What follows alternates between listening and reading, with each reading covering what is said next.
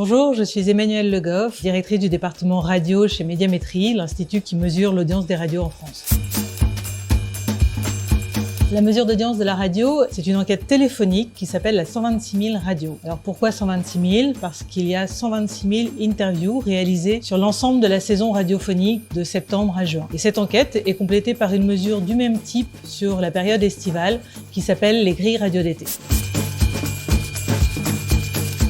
La 126 000 est une mesure permanente, dimanche et jours fériés compris, réalisée auprès de la population âgée de 13 ans et plus. Chaque soir, 450 interviews sont réalisées entre 17h30 et 21h30 par des enquêteurs depuis nos terrains d'enquête de Médiamétrie et par des enquêteurs en télétravail. Ils appellent indifféremment sur téléphone mobile ou téléphone fixe. Et chaque soir, l'objectif est d'avoir un échantillon représentatif de la population française.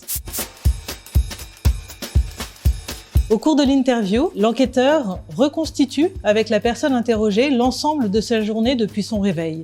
Et pour chaque moment de la journée, il va lui demander quelle station elle a écouté, à partir de quelle heure, jusqu'à quelle heure, et si elle a changé de station pendant ses écoutes. Et ce, tout au long de la journée. Et il y a 2 points essentiels dans le recueil d'audience de la radio. Le premier point, c'est que toutes les stations, qu'elles soient nationales ou locales, sont recueillies de la même façon. C'est-à-dire que c'est à la personne interrogée de citer le nom des stations qu'elle écoute. Et en aucun cas à l'enquêteur de proposer des stations. Le deuxième point, comme la radio est le média de la mobilité avec une multitude de formes d'écoute, il faut recueillir l'ensemble des sessions d'écoute. Que ce soit des écoutes en live ou en différé, avec les podcasts notamment, quel que soit le mode d'écoute, que ce soit la FM, via Internet ou en DAB+, quel que soit le support d'écoute, des postes radio traditionnels jusqu'au smartphone, et bien sûr, quel que soit le lieu de ces écoutes, à domicile, en voiture, au travail ou ailleurs.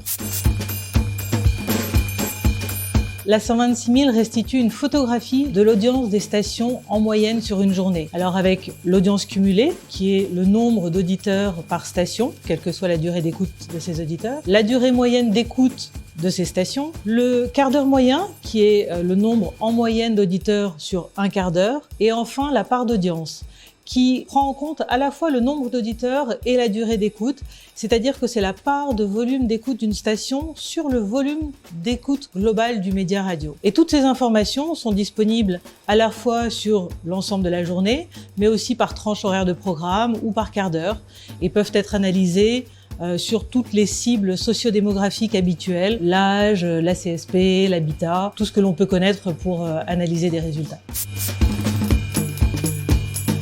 L'échantillonnage de la 126 000 est construit de façon à pouvoir produire les résultats nationaux 4 fois par an, sur des bimestres et des trimestres. Et il permet aussi de produire 1 fois par an les résultats au niveau local, avec des résultats par département et sur une centaine d'agglomérations en France.